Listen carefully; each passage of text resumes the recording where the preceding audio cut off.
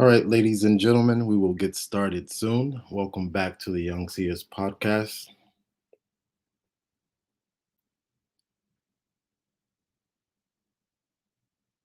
Thank you for tuning in.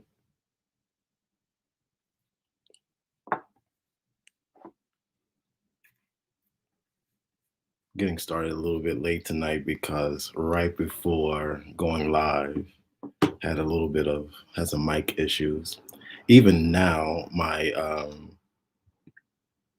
computer is sitting in a very fragile state. So if my mic goes uh, off, I'll pause for a second and I'll fix it. But like if I touch anything, I'm scared to touch anything. Something might go wrong. So again, hello and welcome back to the Young Seers podcast. My name is Johnny Trevette, also known as the Young Seer, and your host for the Young Seers podcast, your source for rich, intellectual, and spiritual content where we discussed a variety of topics, engage the questions and popular movements of our time, and perhaps make a little art in the process. My season one this season is going to be I won't give too many details, but it's going to be quite a bit different from the next season, which I imagine may be a bit different from the season after that. Once I drop all of my philosophical gems, I'll call it that. We'll do some like artistic stuff. So thank you again for tuning in, and welcome if this is your first time. Welcome again. Please comment, say hi. Um, I'm going to say a lot of important stuff tonight. You do not have to. Of course, it doesn't matter if you agree or disagree, but you do not necessarily have to agree or disagree. What part of my goal in doing this podcast is to generate conversation. So feel free to push back in the comments. Now, mind you, like you're not the only one who can push. So feel free to push back in the comments because again, I like dialogue. I believe in healthy conflict, where we are listening to each other, exchanging ideas, and cooperating to establish meaning. So again, please do engage. I don't yet have, at the date of this recording, I don't yet have a large audience, but I do have, I believe, an important audience or an audience full of important people, many of whom currently have larger audiences than me. Having attended Howard University, and why do I feel like I'm out of breath? I've been doing a lot, yeah. And having traveled across the country as an itinerant speaker, I am no more than three at most degrees of separation from literally anyone in the United States that I want to, get in contact with. So I'm blessed with the privilege of having the ear and the attention of some very talented and influential people. Since the release of our first episode, other shows have joined the conversation, the quote unquote critical race conversation. If you remember, our episode number one was entitled God Bless America, a critical race conversation, as we called it. And some other shows have joined in the conversation and have produced some very valuable content. Jon Stewart, for example, excuse me, just released an episode on his podcast. Um, when I first saw it, it was entitled on YouTube, "Can a Racial Reckoning Fix America?"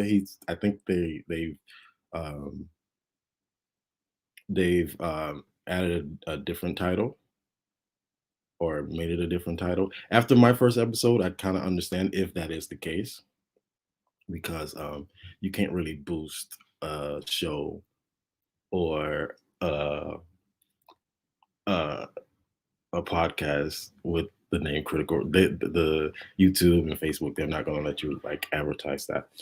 So if they change the name of the show, I understand why. Let me see if I can before I move on. All right. Well, let me remove that slide then. So yeah, other shows have also joined the conversation. You may be familiar with John Oliver's first episode back. He opened up his new season discussing the debate around critical race theory, which I thought was a pretty nice episode.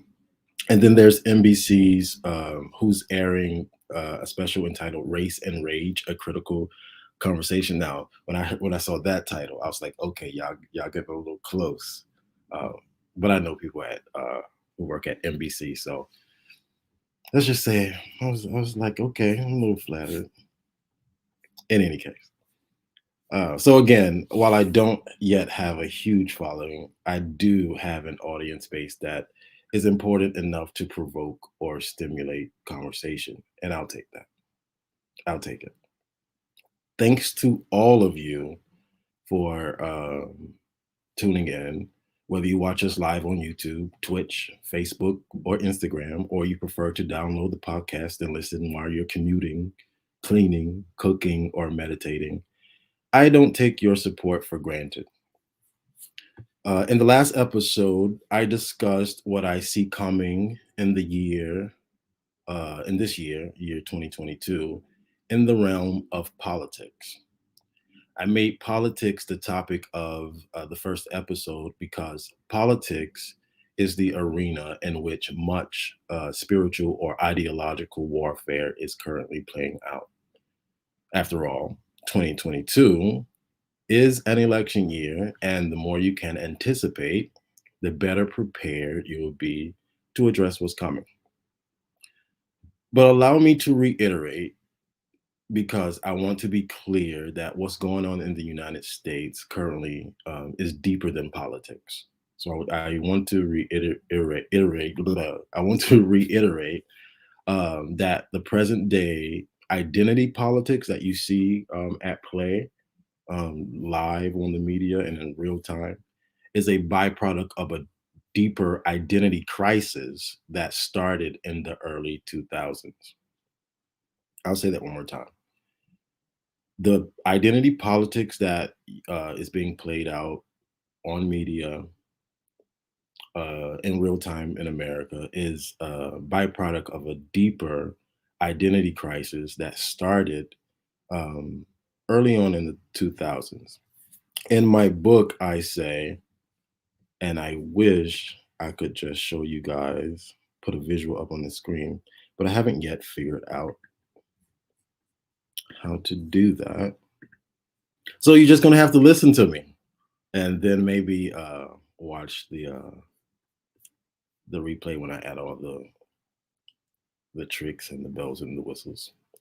But yeah, again, we're talking about. In the last episode, I told you that a revival was coming to America, a deep intellectual awakening, and that the spirit of cynicism that was literally been overwhelming our politics since what 2016 was indicative of that. But in my book, I say this, and I give you like the start point of I give you the point of where it started, and I take you from there. This is chapter 4, I believe, in my book. I say this. Listen up. After George W. Bush's presidency, conservatism in the United States collapsed as a viable political doctrine. The country and the world at large witnessed what would happen if the philosophy that had defined the Republican Party for over 25 years took full effect. Having seen it in action since 2001, when Republicans gained control of both the White House and Congress, the nation rejected Reagan era conservative ideas entirely, whether consciously or subconsciously. It turns out that cutting taxes on the wealthy while reducing investments in programs that support working and poor citizens inflate the deficit and increase inequality, weakening the economy. For years, The wealthy gobbled up the economic gains of technological advancements, rising productivity, and growth of markets, while working and middle income Americans experienced stagnating incomes and rising poverty. Housing foreclosures and bankruptcy plagued working people as they lost their jobs, along with their healthcare coverage. Warnings from the Great Depression about ravages of an unchecked free market returned to the public discourse, not before markets collapsed and wiped out trillions in wealth. The Great Recession of 2007 to 2008 and the slow and painful recovery for years to follow, together with senseless wars abroad, would render the conservative movement morally and philosophically bankrupt. I don't stop there. But because I told you in last episode what happens when a belief system collapses. And what I'm showing you is when a particular belief system in America collapsed and caused a profound sense of identity crisis on the political right. I go on in the next paragraph to say the utter failure of conservative ideas would, in turn, bring about a profound state of identity crisis among the movement's most loyal supporters. The Republican Party's values began to shift. Its supporters were not so much conservative, constitutionally conservative, as they were fervently anti liberal or outright fascist, including white supremacist groups and evangelical nationalists, who came to make up a larger and larger share of the Republican base. These are groups of people who are captured by programming that is not very easy to shake, people who are susceptible to manipulative plutocrats and demagogues. Their heavily dogmatic views were reinforced by a rabid reactionary news media, creating an echo chamber of misinformation that is difficult to penetrate. No longer able to build a coalition using Reaganomics, ethnic anxiety and antagonism emerged as the dominant force binding the Republican Party together. And so this was right after, or really in the middle of, leading out of George W. Bush's presidency, and then going into Barack Obama's presidency. I want to pause right here for a second and say that while most Americans would agree that Barack Obama was an excellent president, his success in the primary or in the election that year, we all remember that year. I got stories that I still laugh about to this day. I won't call any names, but if you're watching, those those couple people who I was supposed to go to Chicago with um, to witness uh, the win, basically, the night of the what was it, 2008?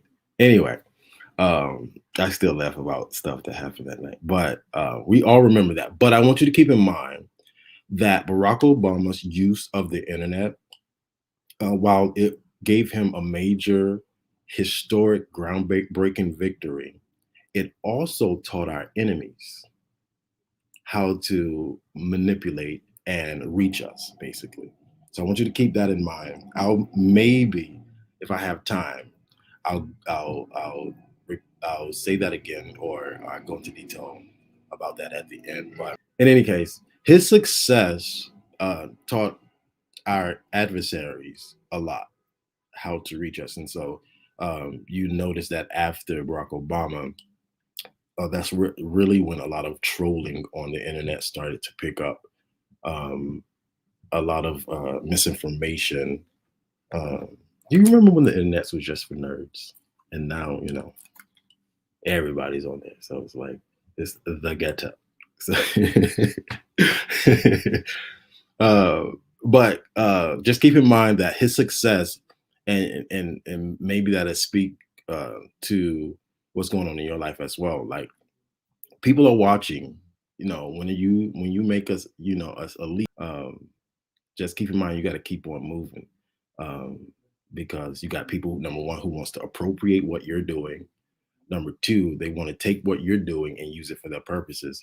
So while we all agreed that it was a good thing that he won and he served as a statesman pretty well, we also have to admit that we were not prepared for what our adversaries would do with the same opportunities.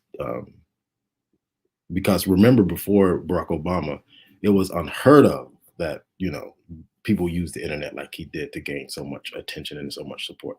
Now, keep in mind that during that time when after George W. Bush's presidency, um, for example, and I'll prove what that little clip that I just read for you. Notice how, and I said this in my last episode, many Republicans are not actually for anything. They're actually against everything the Democrats say. And again, I'm not going to be talking about a whole lot about politics tonight, but I want to what I'm going into tonight is very connected to our first episode, and so you're going to see how a lot of these things are connected. So anyway, um, keep in mind that they don't even a lot of Republicans don't even preach taxing the wealthy anymore because it doesn't sell.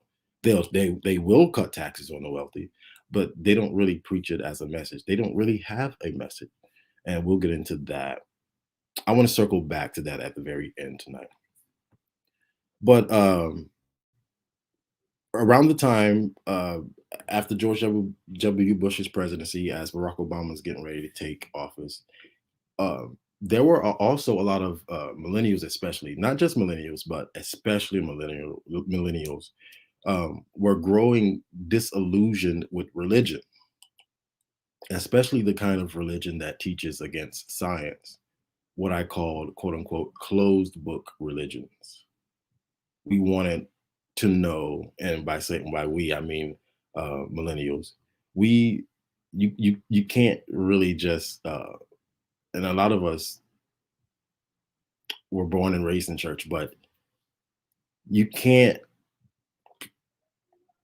tell us to visit stories about a living God who does exploits and then don't show us that God.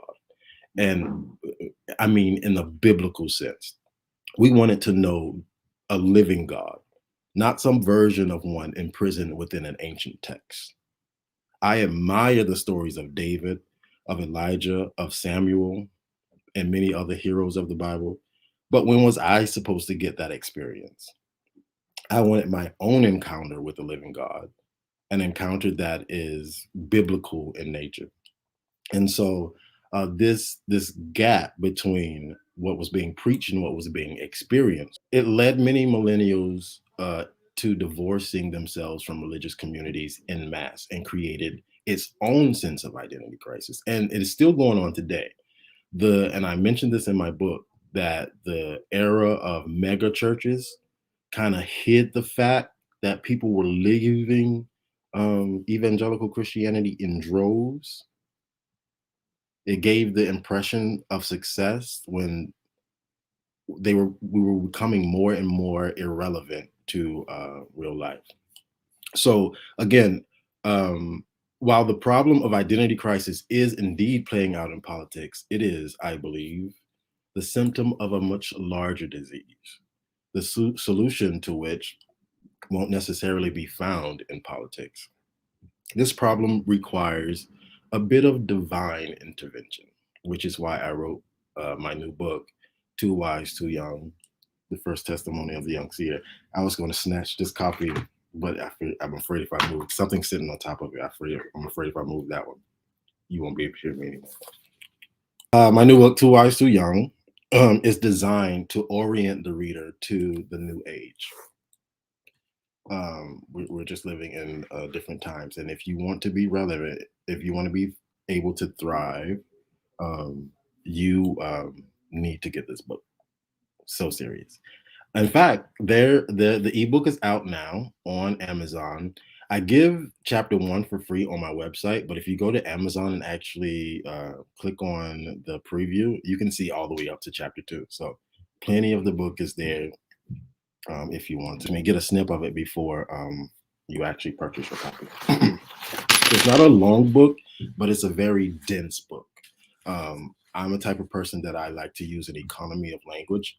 I've never been the type of person to use a lot of words to say a little bit of stuff. I like to use my words economically. I like to put a big pack into a small statement. So um, it's not a very long book, but it is a very deep book. I don't take you on a broad adventure, but I do take you deep. But again, yeah, my book is designed to orient the reader to the new age. We are just living in different times, and if you need a guide, that's going to be probably, I think, is one of the most important books since maybe Thus Spoke. We'll talk about that later. But of course, I'm only one person who doesn't have the same reach as an organized or established institution. If there were an institution where a solution should be found or whose jurisdiction this moment will fall under, it would be the church or religious institutions in general. But they too are on the verge of a major transformational shift. Even the most stubborn or resistant groups are going to be going through a major shift this year and in the coming years. This is why in this episode, I would like to discuss what I see coming for religious institutions.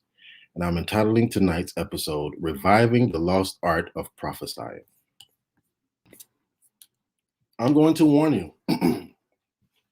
A lot of stuff you're going to hear tonight, for some of you anyway, it's going to be hard to hear, but it's going to be true nonetheless.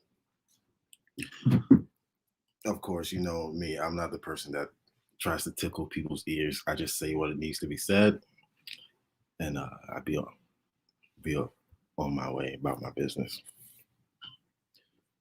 Reviving the lost art of prophesying. And I don't, of course, people may hear this and say, what do you mean? Prophecies has been happening since the beginning of time. What do you mean reviving the lost art of prophesying? Yeah, and again, I told you I came up in church, so I have seen some things coming up in church. The church gets a lot of flack. Most of it is deserved. But if you came up like me in the Black church, particularly the Pentecostal Charismatic church, you would have at some point may have witnessed something that made you go, whoa, what was that? And I'm not talking about something crazy. I'm talking about something like, that was God. What in the world was that? One of the things that come to mind, and I'll tell you this quick story, and I'll tell you two stories. I was a kid, and there was this lady. We knew her very well. She was sitting in front of me in church. I was like on the side of the church, looking toward, not sitting in the front, looking toward the back, but I was on one side of the church, looking toward the other side of the church. And there was this lady sitting in front of me. If I say her name, there are actually some of her relatives who are actually friends with me on Facebook. I knew her as Miss Harden. And so we were in church one night, and it's pretty packed service. There was this lady speaking. She was one of my aunts who live in Augusta, her pastor at the time. She was up speaking, and if you came up in the Pentecostal Charismatic Church, you know what it's like to hear somebody prophesy, but prophesy almost like in a trance. I am the Lord. The whole church goes silent, and someone lifts up their voice and begins to speak on God's behalf. Usually, these messages are really like simple. Obey, I'm coming, something like that. These messages aren't always or aren't usually complex. Excuse me. But this particular night, despite the message being very simple, something happened. The pastor was up speaking, and she started to prophesy. And at a certain moment in the middle of her prophesying, I heard Miss Harden sitting right in front of me, and nobody else heard it. There was no way the pastor on the pulpit heard her say this. She was like in the zone, like entranced as well. She was quiet, listening like most people for the most of the sermon. And I heard her very low say under her breath, she said, "I am the Lord thy God." And when she said that, again, I was the only person who heard her. And when she said that, the pastor on the pulpit stopped and said, "Wait, somebody has it." And I'm looking like, and as soon as she says that somebody has it, Miss Harden starts to prophesy. And that blew my mind. So you came up in the black church. You've experienced some stuff. I got another one for you. When I start my experience with prophecy, um, I was speaking at a church in Evansville, Indiana, and I was uh, these were the days where I was a traveling itinerant speaker. I was super devout.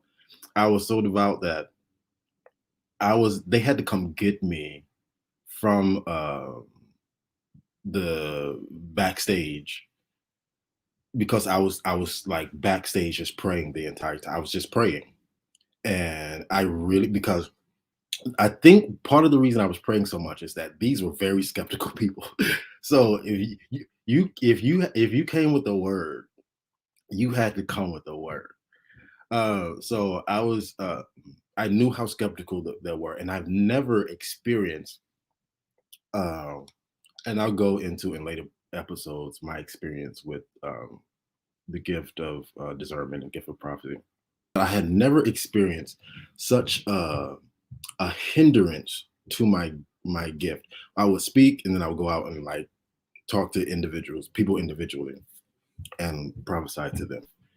Um, but this particular time, I came out. I had been back there longer than I usually am back there or backstage. And when I came out, it was about time for me to actually speak. And so I didn't get anything.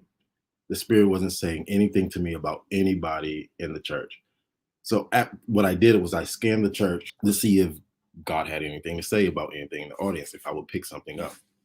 There was this one lady who, when I looked at her, I got this image, and I knew I knew God was speaking to her. And so I told her, I actually remember part of what I said, and I usually don't remember. I remember because when I looked at her, I saw her standing in the middle of like this junkyard. It was just a bunch of craziness, and that's what I said to her. I said, when I look at you, it's like you're standing in the middle of a junkyard, and it's like a bunch of confusion going on around you. And I said a lot of other stuff. But after the service, one of my friends came up to me, completely shocked, and he said, "Do you?" Because I wasn't in there. I was backstage praying for testimony service. He said, "Do you realize that you repeated her entire testimony back to her?" And so everybody in the church is looking like, oh. So I've experienced quite a bit of things coming up in church. So when I say reviving the lost art of prophesying, I'm not saying that stuff like that doesn't occur. What I am saying is we don't see it on the biblical level or on the big picture level in a way uh, that actually shifts and changes events going on in the world. So don't get alarmed when I title tonight's episode "Reviving the Lost Art of Prophesying." That was a lot. So let me go ahead and get started. One of the most alarming things that was exposed by the pandemic is the dire status of our mental health as a nation. We are spiritually unwell. that someone who is clearly demented and incompetent, as our previous president, got anywhere near to running the Oval Office while brandishing fascism in plain sight demonstrates just how unwell we are. When millions of Americans are willing to entertain cynical illiberals like Tucker Carlson, we have a deep spiritual problem that needs to be sorted out before our culture further deteriorates. Yeah, my mother just sent me a text to so get some water. So apparently she's watching. Hi, Mom.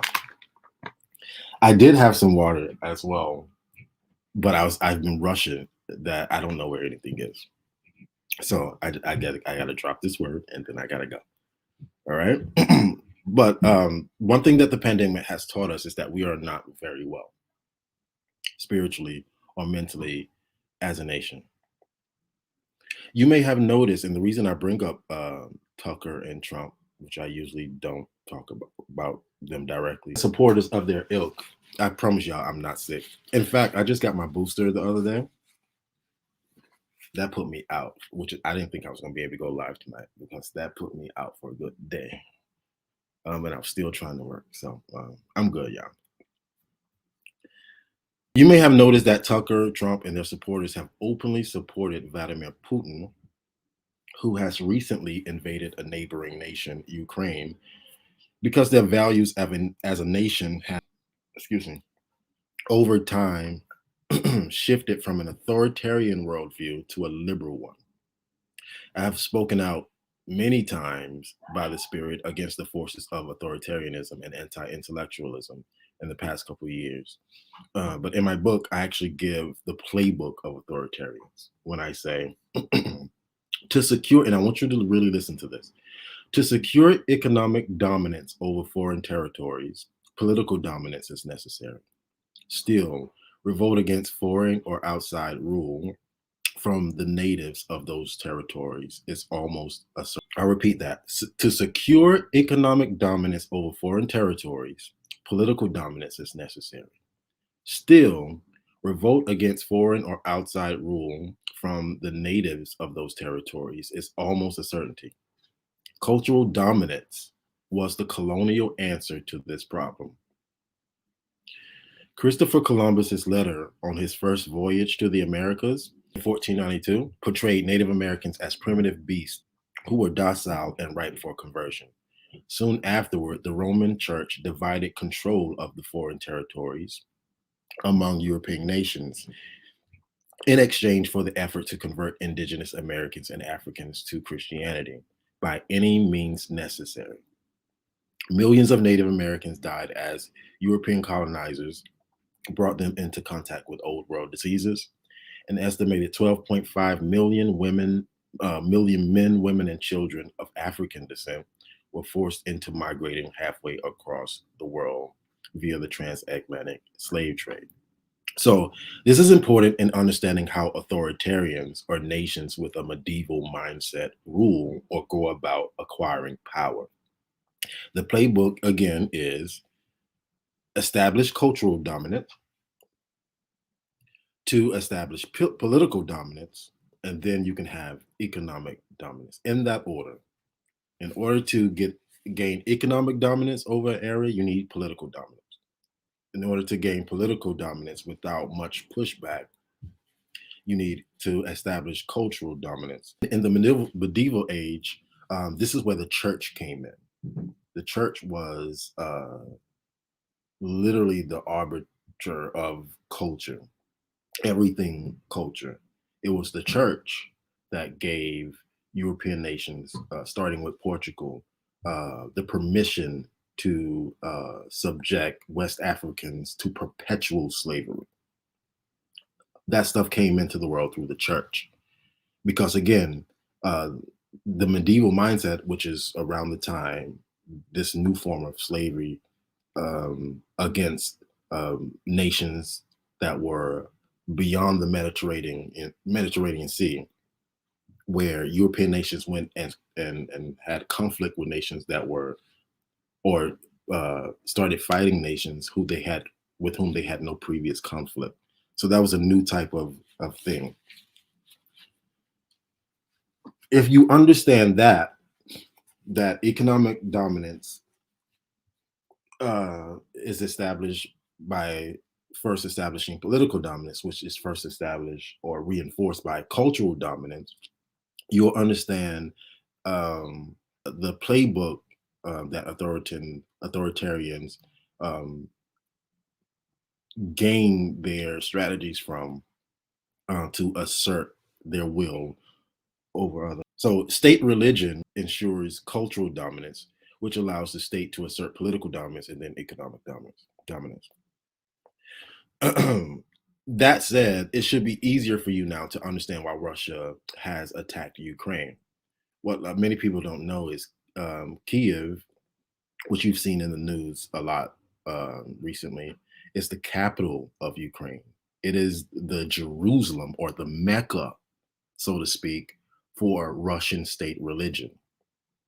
And for the past century, give or take a few years, Russian Orthodoxy has become more and more liberal and less authoritarian. Its values have shifted, and it is speaking the language of human rights, religious freedom, and trusting in science. And that's a big deal. That's a big deal. When you establish as one of your values trusting science, then you are that fact alone requires you uh, to shift your theology in a major way, as science forces us to admit that many of the religious assumptions from the medieval age are utterly false. What you see happening in Ukraine um, is a result of authoritarians losing cultural dominance over a very important area to that particular region, to that particular to the state church of that particular region.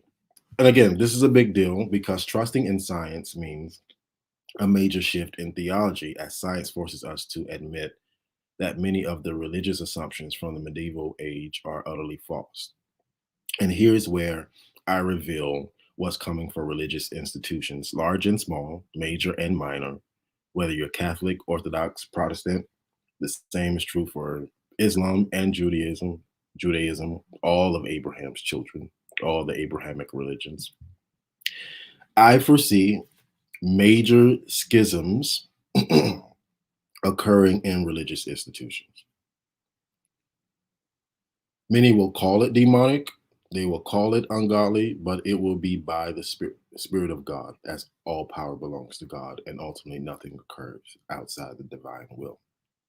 So once again, I foresee major schisms or divisions coming to religious institutions, and I'll explain why. In the previous episode, I informed you that America is going through an identity crisis and is on the verge of a major intellectual awakening, similar to the movement that gave birth to the nation. Well, today, I tell you that many religious institutions will adopt liberal theology and do away with classical authoritarian theology, and that will cause some controversy and major divisions. I want to pause there before I go into detail because, again, a lot of things you're going to hear tonight are going to be hard to hear. So I need to establish some context. I am a Christian. I consider myself a Christian despite years of renouncing religion altogether. And when I say I'm a Christian, I mean that I am a lifelong student of the Christ and aspire to be a follower of his example. It means that I celebrate Christmas with my family. I keep Easter Sunday solemn because I believe these festivals and rituals enrich life. Could you imagine what winter would be like were it not for festival celebrations like Christmas? Just depressing, right? So I believe these rituals are important, and I do keep them. So I do identify as a Christian. I am not a biblicist. I am a logosist. and I'll explain what that means in a second. I am not a Christian fundamentalist. I am a liberal Christian, a Christian with liberal values. And here's why I am a liberal Christian. And I'm giving you all this context before I go into detail about what I see coming for religious institutions, because I'm not merely uh, someone who is I'm not trying to get anybody to to denounce um, their religiosity or their spirituality, but I'm literally only saying what I'm seeing coming, what is inevitable um, as time progresses. So I'm not a biblicist. I am a logosist.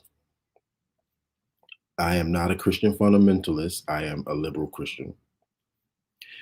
And the reason I am a liberal Christian is because I believe that a belief system is only as good as its ability to explain things and predict things. This is called explanatory power and predictive power. If your belief system does not have explanatory power, for example, I went into details in my last episode of not just what I see coming, but I explain why it's coming. I give you the source, cause of the events that are going to transpire.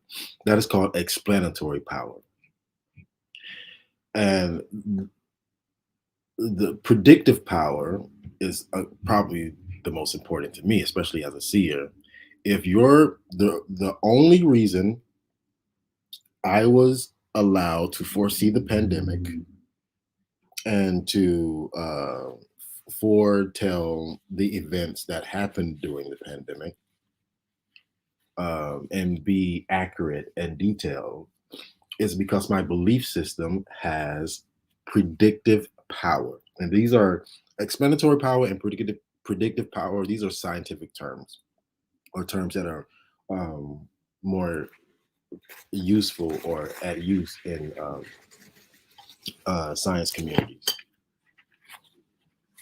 Predictive power is the ability of a theory or a belief system to accurately make predictions.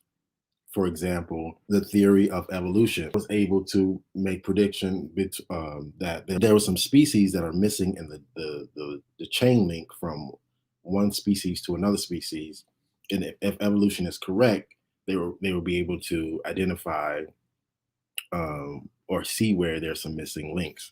And come to find out, that's usually true. The periodic table, you may have heard of the periodic table, even before we knew all the elements.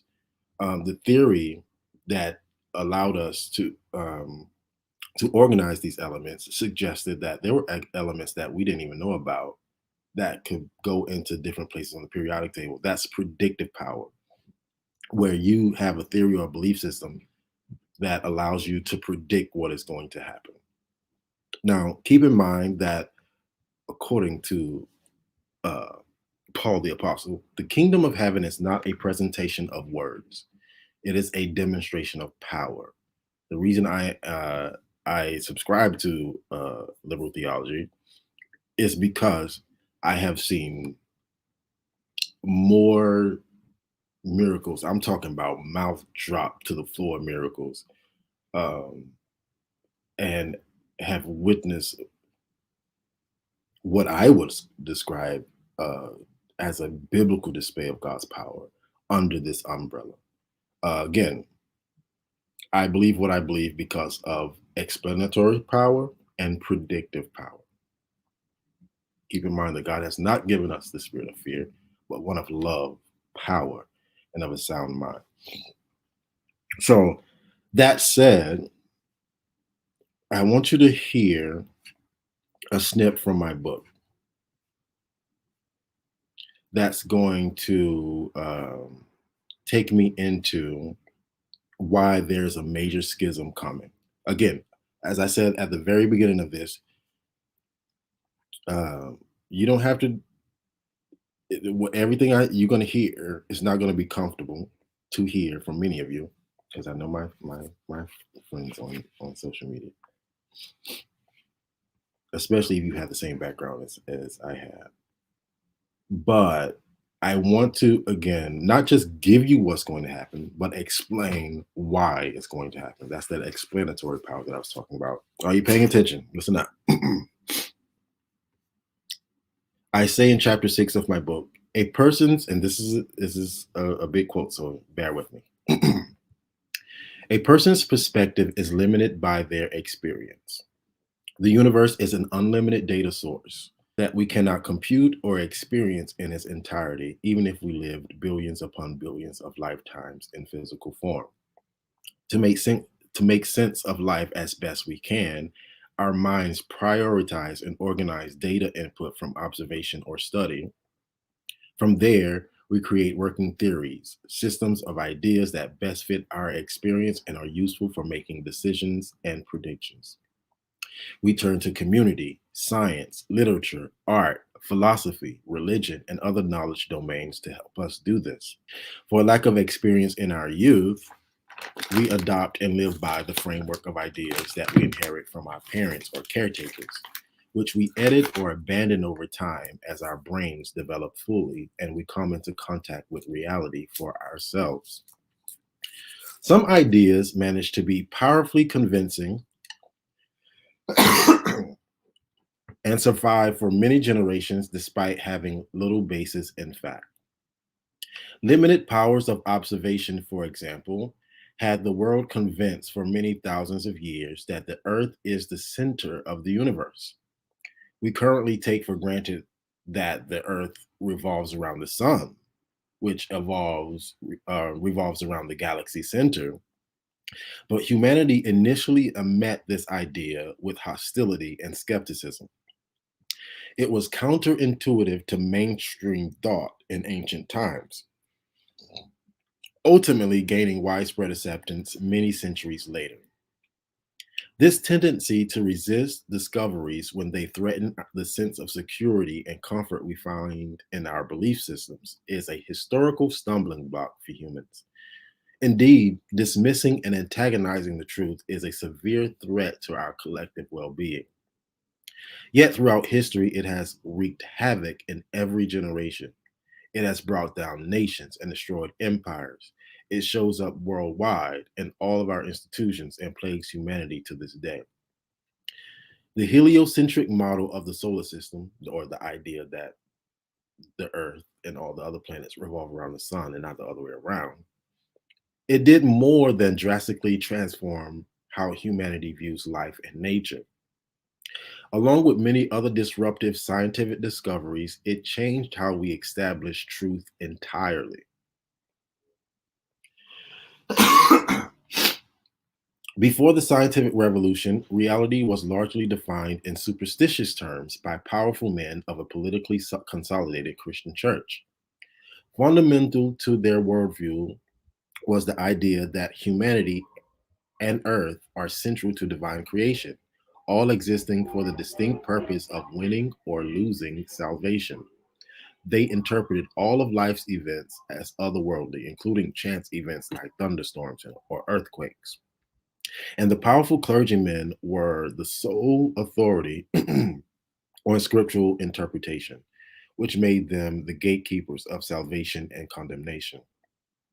They maintained a vast influence on society until the 14th and 15th centuries, when their private misconduct and corruption began to unfold publicly. Savage wars in the name of religion also became worrisome and repulsive to many. But what were proved the most devastating to the old way of thinking was the rise of science as a competing epistemic paradigm. Science, or natural philosophy, single-handedly discredited many long-standing assumptions, overthrew fundamental beliefs and attitudes, and caused much upheaval in its wake.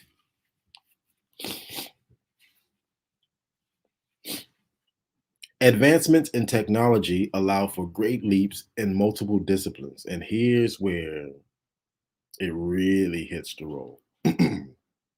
Discoveries in physics, math, biology, and chemistry would eventually reveal that Adam and Eve are mythical and not historical characters. That's going to be hard for a lot of people to hear. Discoveries in physics, math, biology, and chemistry would eventually reveal that Adam and Eve are mythical and not historical characters.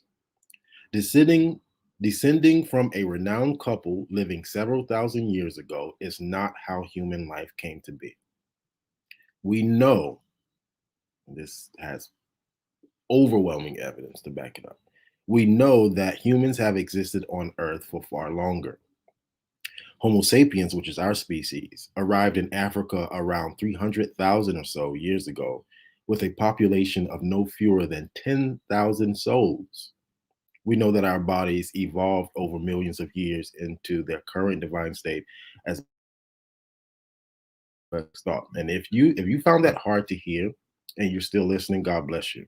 But I got something for you in the next paragraph. It's going to give you insight into how I approach the scriptures. But stories need not be historical to be beneficial. Myths can convey powerful lessons and give insight into ancient thought. The biblical narrative of Adam and Eve is most revelatory when understood as an allegory about growing out of childhood. And if you keep listening, I promise you, you're not going to be able to unhear what you're getting ready to see, what I'm getting ready to reveal to you in a second. The story of Adam and Eve reads much better as a parable that encourages a young person of the ancient age to learn and accomplish as much as possible before exploring sex.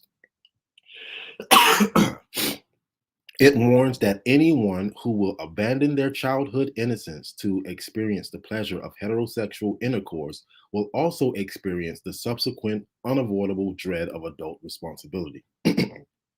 Parents must work hard to care for offspring successfully. Adam and Eve's story captures all the difficulties that being a caretaker implies. And of course, you know I'm not going to just say that without backing it up. When keeping in mind just how strong of a force the sex drive is, one can begin to see just how valuable such a parable would have been in ancient times when the average life expectancy was less than half it is now. It would have had great value as a bedtime story to be fully unwrapped when a child reached puberty and entered a new stage of life within civilized society. Hear me out. Symbolically, the Garden of Eden represents childhood. The tree of life represents intellectual or spiritual ambition. The tree of the knowledge of good and evil, meanwhile, represents sexual ambition. The story posits sexual intercourse as the end of childhood, and it captures the usual tension generated during this time between parent and child.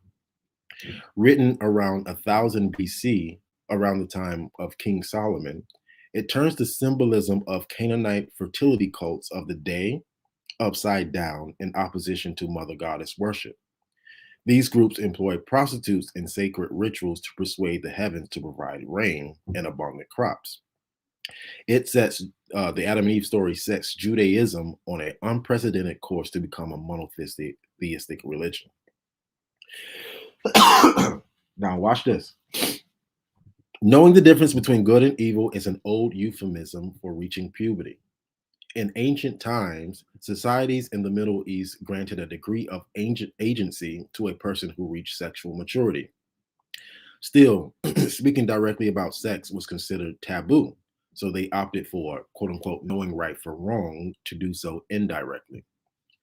It shows up in three other books of the Bible: Deuteronomy 139, Isaiah 17, 15, and 16, and Hebrews 5, 14, as well as in the Dead Sea Scrolls. In the oldest surviving great work of literature, the Epic of Gilgamesh, the wild hunter uh, Enkidu becomes civilized or like a god through sexual initiation. He cannot return to living in the wild after being seduced by a prostitute. Pagan fertility cults were also associated with serpents symbolically. Before receiving advice from a serpent and eating fruit from the tree of good and evil knowledge, Adam and Eve were said to be naked and unashamed. Another unsubtle reference to prepubescent childhood. Life after puberty demands more privacy. The Jewish bar mitzvah, bat mitzvah for girls, a coming of age ceremony commemorates reaching this point of life and turns it into a celebration. A party ideally alleviates parental grief and tension with the child. Moreover, two places on the human body resemble trees, the head and the pubic area, reinforcing the parable's meaning. Dogmatic religious individuals still claim the Adam and Eve story should be interpreted literally as an actual historical event, but one who takes this position must address the mountain of well established empirical facts to the contrary. There are also quite a few conceptual problems to deal with as well. The tree of life, for example, is a hallmark of ancient folklore, but is made useless in a literal interpretation of the biblical creation story. Given that the death penalty, excuse me, given that the death penalty did not exist before sin, and sin cannot exist before the divine command, its place in the garden serves no purpose in a literal interpretation. What benefit or use does a tree that grants eternal life have to people whose lives would never expire? A literal interpretation also then makes the existence of the tree of the knowledge of good and evil a cruel trap from a humanized God. God is also trapped, in a sense, into petty drama. One might say the story could make for good reality TV were it not for the talking serpent. To make sense to anyone living after the scientific revolution, remember I told you science proves that Adam and Eve did not exist historically. And I can say that boldly because I know you can scour the internet and you're going to find out the same thing. Not a single respectable biblical scholar believes that the creation story is actually history. So, to make sense to anyone living after the scientific revolution, Christianity must be interpreted in a similarly symbolic fashion as the creation story. In the Christian scriptures, the death and resurrection of Jesus are purported to remedy Adam's sin and the penalty of death it imposed upon all living things ever since. I quote to quote Paul, for as in Adam all die, so in Christ all will be made alive. The author of the Pauline epistles famously writes, that Adam and Eve did not truly exist, however, makes the doctrine of original sin unfounded. And since original ancestral sin is a baseless idea, as is the notion of a vengeful God, salvation from physical death or eternal wrath is unnecessary and unwarranted.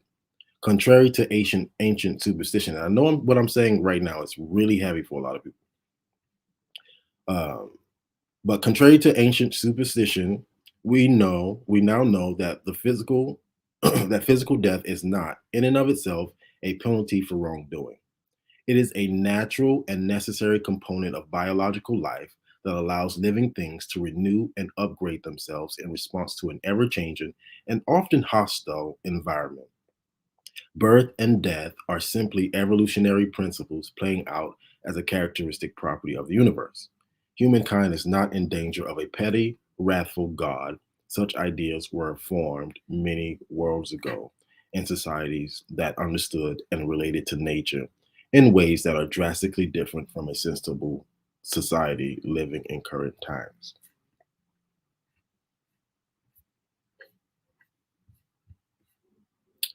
So, with the scientific revolution, in my previous episode, I talked about the American revival that's coming as a byproduct of identity crisis, and I talk about how science, basically, or how the revival that is getting ready to happen is similar to the one that started um, the American Revolution or led to the American Revolution, or quote unquote the Enlightenment. And I told you that the Enlightenment was started as a byproduct of the scientific revolution. Now, mind you, the Reformation, the forming of the Protestant movement, all of those are also byproducts of the scientific revolution. Like I just mentioned, there was a huge pushback from religious authority when people were really coming to discover that, wait a minute, the solar system doesn't revolve around the earth, everything revolves around the sun. That was a big deal.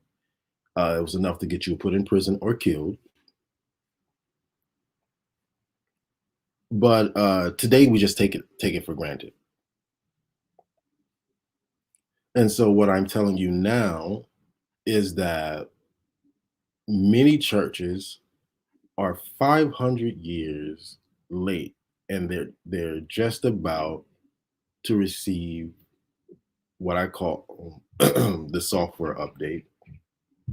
Because what happened to me when I talked about my awakening in 2017, it felt like a download, like this a bunch of information just downloaded to you at once. And it was at that moment that it was revealed to me that I didn't have to throw away Christianity, because there was a version that exists, that has always existed, and that the version that I subscribe to was a relic from the medieval age and not from first century Christianity. Keep in mind that when Christianity was first formed, there were many different versions of Christianity.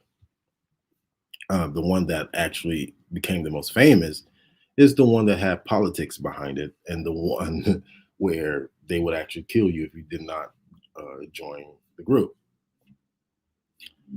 That said, I would like to bring it back. Give me a second to find my spot. To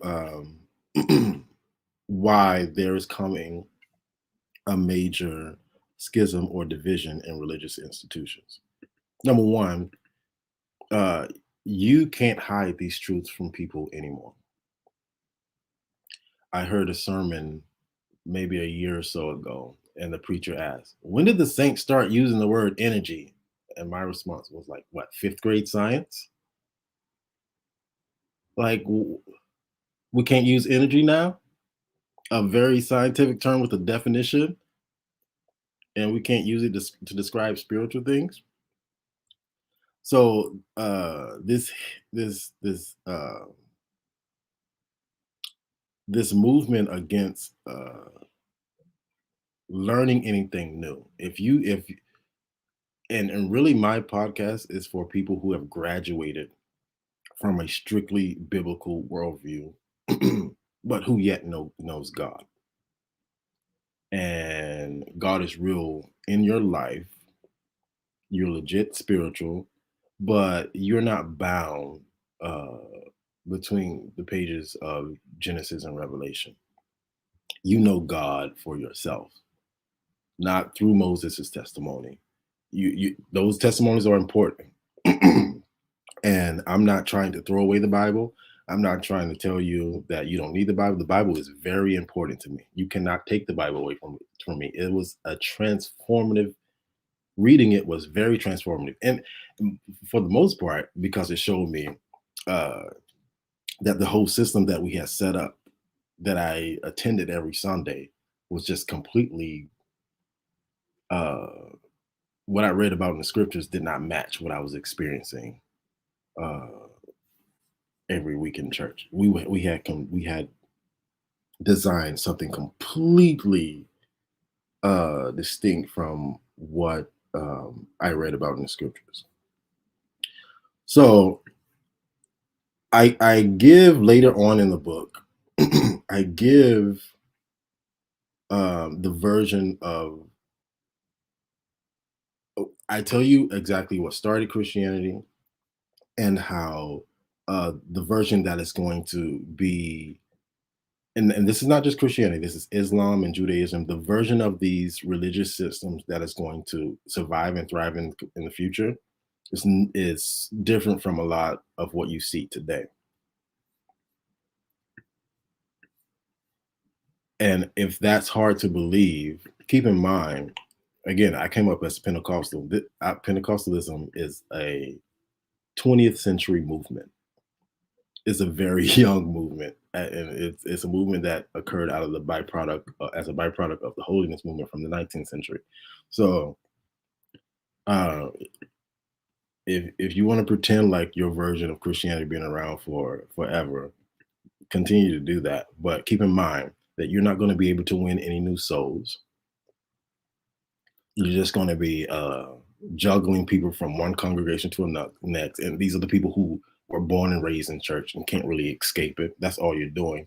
And then since you're drawing from a smaller and smaller pool of people, um,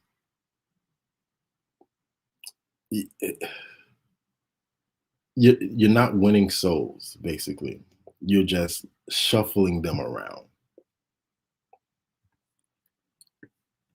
So that's the hard truth. That a lot of people, and again, feel free to push back, bring your arguments, bring the best ones you got, scour the internet. Search again. If I say stuff like this, it's because I don't say stuff that I haven't thought about at length, especially things like this that could like really topple people's beliefs. But it is time. We're at a point in history where there's some things you cannot deny anymore. We're at a point in history where you're not going to be able to go past this point with certain beliefs. And so, what you see happening in Ukraine is literally a, a religious institution changing, beginning to shift beliefs, and it hasn't even done it just recently, but over time, it has abandoned authoritarianism for a more liberal worldview. And then you got authoritarians in Russia who said, "Wait, if we lose cultural dominance, then we're going to lose political dominance. We lose political dominance, we're going to lose economic dominance." Which is why also in the United States, um, you have people who are trying to their political strategy is to fight culturally again because cultural dominance needs to precede political dominance, which precedes economic dominance. But here's the thing: uh, authoritarian worldview will not lead to innovation. If your religious community is a closed-minded, closed book religious institution, you have a culture that is not committed to learning anything new. You have a culture that refuses and probably won't even understand anything that is contrary to what they read in the scriptures. And if you have that mindset where you can't even digest information that is contrary to what you've been taught or even what you see in the scriptures can say one thing and then science can say another thing and you immediately throw it out. What you're doing is creating a culture that is going to be deteriorating over time. So what you have now is people, and people really wonder why there is a lot of narcissism, excuse me, narcissism in church. That's because people serve a narcissistic God. If you believe that God is psychotic enough that He's going to put people in hell for eternity and torture them there, not annihilate them so that they just don't exist anymore, but literally keep them alive and keep them in torture for all of eternity. You serve a psychotic God. It's no wonder why narcissism and uh, psychotic behavior is happening uh, in your midst because that's the type of God you serve. And so in my book, I really make a case against biblicism and the harm that it has brought to my family. I go into details, which is why I had to let my family read the book first. I go into details connecting uh, uh, harmful ideas, harmful teachings to the actual outcomes that they have produced in my family. Biblicism or Christian fundamentalism, whatever you want to call it, biblical literalism, it has not had the effect of making my family better people. And I love my family, and I'm telling you. And we can have some church. My family can get together without anybody outside my family. And when I tell you, we can go in, but there are many learning disabilities that goes on unaddressed. There's many emotional issues that goes on unaddressed, and people don't really think about how these ideas affect the children that you are like teaching them to. Nobody sorted this out before us. Which is why I very very often say I'm speaking a great deal to millennials. I'm speaking to everybody, but I believe millennials are the generation to be like, I don't care who wrote it. That don't make any sense. You can't have a God who is all loving and a God who's going to torture people forever and ever, world without end, nonstop. You don't get a break. You don't get you like torture forever. That's unhealthy. And the reason I don't care, and I ain't gonna say I don't care, but the reason I don't care about uh, being bold to say this stuff is because it was me who like I got predictive power on my side. I got explanatory power on my side. I can like show you how these beliefs affected people that I love. And so what we have is an unhealthy relationship with religion, an unhealthy relationship with God, unhealthy relationship with the Bible. The Bible is a beautiful, beautiful book, but taught wrong. Did you even here's a big mistake because some people ain't gonna like what I'm saying tonight. Here's the biggest mistake that I want to talk to the black church right now. Here's the biggest mistakes that we made. I can break this down and I can make it really simple. The biggest mistake black churches make, or church, especially evangelical Christians make, is we confuse now, and I want you to actually search this tonight. I want you to research it. This is something the Bible doesn't even do. We confuse the word scripture with word of God. And in the scriptures, those two words are never used interchangeably. I'm going to say that one more time. The scriptures are not the end all, be all of a living God. The scriptures are not synonymous with the word of God. Everything that proceeds forth out of the mouth of God is authoritative. And what he said tonight is more authoritative than what he said yesterday. You mean God stopped talking at the last sentence, the last period in the book of Revelations? I don't think so. And I wouldn't want to serve that type of God if that was the case.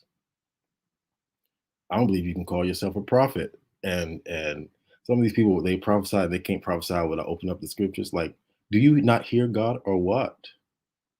There's nothing and no one between God's mouth and the ear of his prophet. Like, so either you hear him or you don't. And what's the problem is you if you get rid of the scriptures for a lot of people, they feel like, well, I have no foundation, I have no framework, I have no structure, and it's just going to be a bunch of chaos. Actually, what I have learned is that there is much agreement between logosists or people who you have reason as their as the sole rule of faith and spiritual practice. Where the confusion comes in is when you got all these biblical people. Because here's the thing, if you really know the scriptures, and I really know the scriptures, if you really know the scriptures, you would know that some of the scriptures were written purposely to contradict other scriptures. For example, you remember that parable in one of the synoptic gospels, maybe probably in a couple of them, where Jesus is telling a story about Lazarus going to hell, and he says that uh, even if you were to come back, they still wouldn't believe. If somebody from the dead would have came back and told them hell is real, go, like you don't want to come here, it says they still wouldn't believe. The book of John was written decades later, and he literally has a story of a man named Lazarus coming back from the dead, and that miracle convinced a great deal of people in that area in the story, that contradicts, and it's purposely written that way to contradict it. Another thing, did you know that Paul doesn't talk about hell at all? And the letters of Paul was one of the first Christian documents. We had Pauline epistles before we had Mark. Mark was the first gospel that was written. Matthew and Luke kind of basically copies Mark. It's literally just copies of Mark with some stuff added to make the story more magical.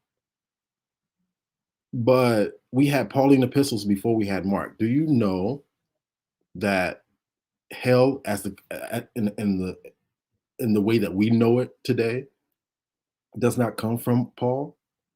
A lot of what we know about hell comes from movies, like Dante's Inferno. So, what happened after the Enlightenment or the scientific revolution, then the Enlightenment, was that culture started to shift. And so instead of the church being the center or the hub of culture, church had lost its moral authority, and it has never gained it back. Not like it had it in the medieval age. Church lost its moral authority, and so what happens in Western democracies is culture is largely defined by Hollywood, or what celebrity you follow, what music or art you consume. Um, but I do believe that present day, and as science has gotten better, technology has gotten better, I do believe that there is an opportunity for religious institutions. This is not me talking against religious institutions per se. I want to show you not just what is getting ready to happen, but a huge opportunity, because again, a lot of people are dismissing organized religion, but they are not dismissing God or spirituality. There are even atheists nowadays who acknowledge the importance of gathering together in beautifully built sanctuaries, of gathering together as a community, and they're some of the most spiritual people that you can find.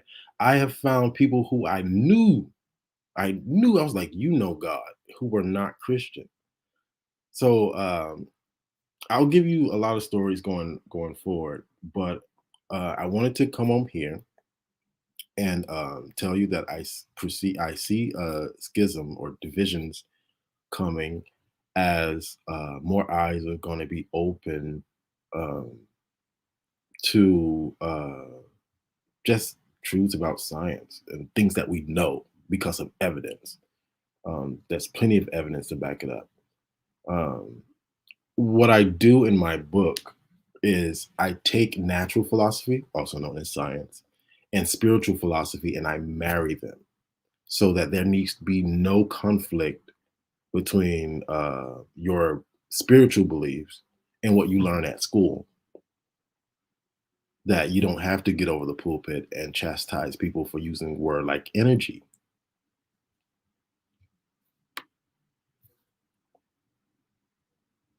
That you don't have to walk on eggshells when we start talking about science and evolution. For me, a liberal Christian, there's no conflict. I can prophesy all day long and acknowledge that the Bible is should be read allegorically.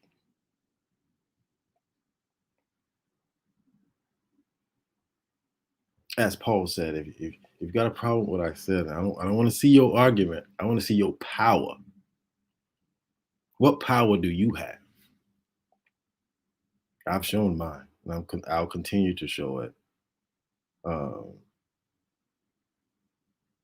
and I don't say that uh, uh, braggadociously or with my chest thumping, but I say that in faith. This is what faith looks like. So yeah, if we don't establish a culture of learning and open mindedness, then we will be like Russia, who, and let me tell you what Tucker Carlson and Trump and Putin have in common. They looked at the data and they realized the future does not look bright for them and people who hold their beliefs. Russia produces energy and gas, but that's about it. People are going to electric cars soon. We're not going to be dependent on gas like we are. So they're getting desperate, these authoritarians. They're getting desperate. And the unfortunate thing with Vladimir Putin is he has an army and he's a little more competent than Trump. The saving grace with Donald Trump is that he was incompetent.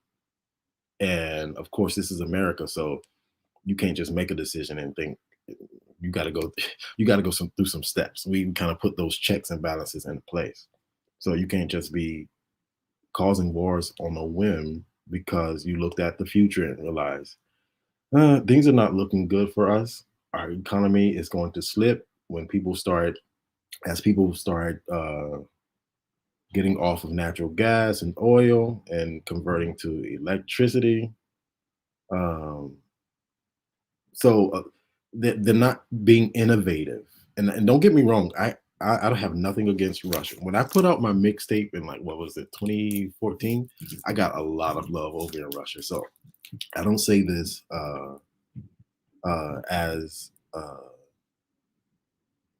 a down for the Russian people, um, but I have to be objective about if you live in an authoritarian regime or authoritarian country that is not producing any innovation because they have a state religion and they don't value freedom of speech and freedom of thought and open-mindedness, you are going to you're going to create a culture in which there is no invention, there is no learning, there is no growth.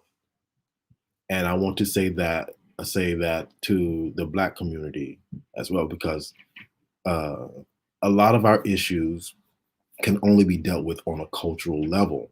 If you create a culture where you are pushing kids to learn science and math and not, okay, well, don't accept that because we believe this, and maybe that's not, and you're teaching them to diminish their light. You're not going to have a culture you're not going to draw any talented people. You're going to have a church full of idiots.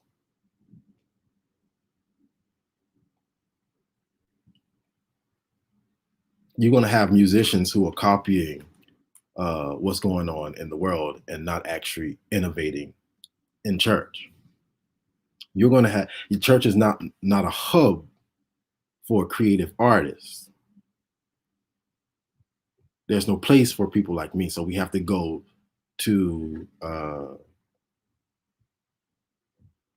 have residencies and galleries, and that's actually where right before the pandemic start, like from late 2019 to when the pandemic like took off. I literally lived in an art gallery. Uh, but if you want to open up your church to a new generation, because there's a huge opportunity to reach people, especially people who've graduated from a strictly scriptural worldview. If you want to do that, my advice to these churches, I don't care how many screens you put up, it don't matter. It's your content. It's not the way your stage look. It's not how your carpet looks. It's not how many chairs you got. It's your content. You're not actually saying anything. So you can put up all the LED screens, you can put up all the lights, you can make it look like a concert, you can dim the lights in the church. Don't nobody care. Millennial children, people don't care about that. They care about what you have to say. And if you're not saying anything, you're not going to be join any uh, of the type of souls that you're going to actually need to thrive in the future. All right, I have stopped coughing. Uh,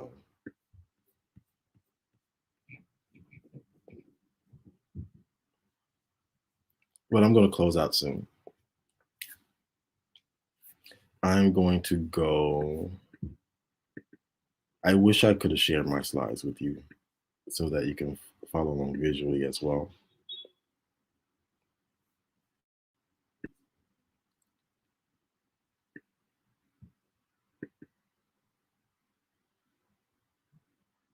I'm going to check out some of the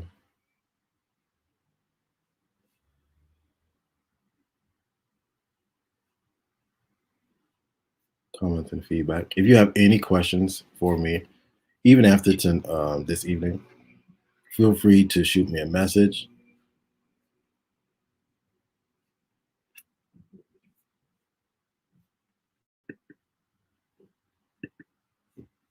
Once again, if you're on my mailing list, you already know that Two Wise, Too Young, the first testimony of a young seer, is now an ebook available on Amazon.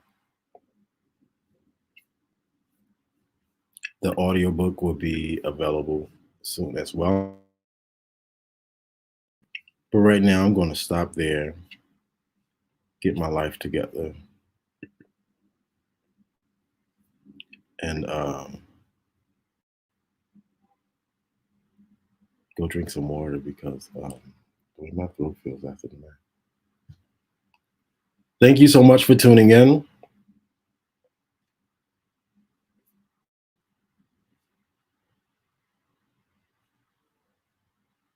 We'll be back for some more controversy.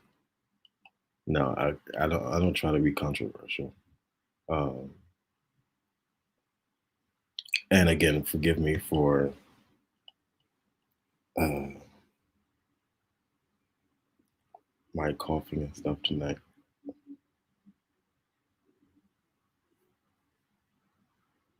But that's all for that I have for you tonight. There's coming a major schism in religious institutions, large, small, it doesn't matter. And those whose faith are founded on reason, and in my case, I will call that the logos. I actually explain what the logos is in my book. So the logos for me is the sole rule of faith.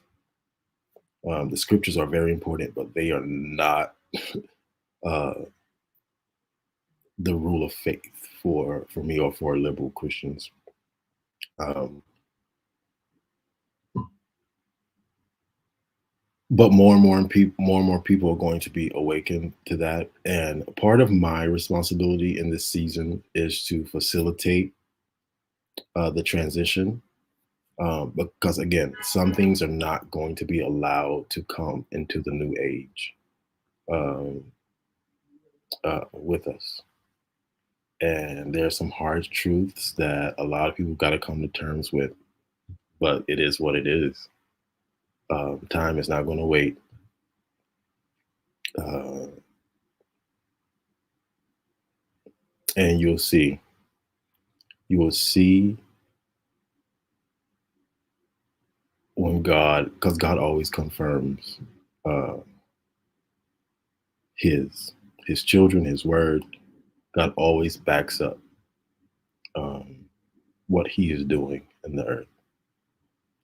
So yeah, I knew it was going to be hard for a lot of people to hear. It's for somebody to discover on a podcast that Adam and Eve were not actual historical characters. They're like it's not it's not an idea. It's like it's proven at this point. It's so much evidence, overwhelming. So I know a lot of this stuff is not hard to hear, and I hate to be the one to like snatch the rug from under your foot. Uh, but it's time. There's a new you that awaits. There's an audience that awaits your talents and your gifts, and it's time for you to be updated and do the upgrade. All right, I'm done for tonight. I'll be back. I'll let you know when I'm back. Hopefully, I wasn't rambling too much, and you actually got something out of uh, tonight's show. Thanks again for tuning in, and I will definitely be looking out for your comments, your questions. Um, but yeah, thank you. Good night.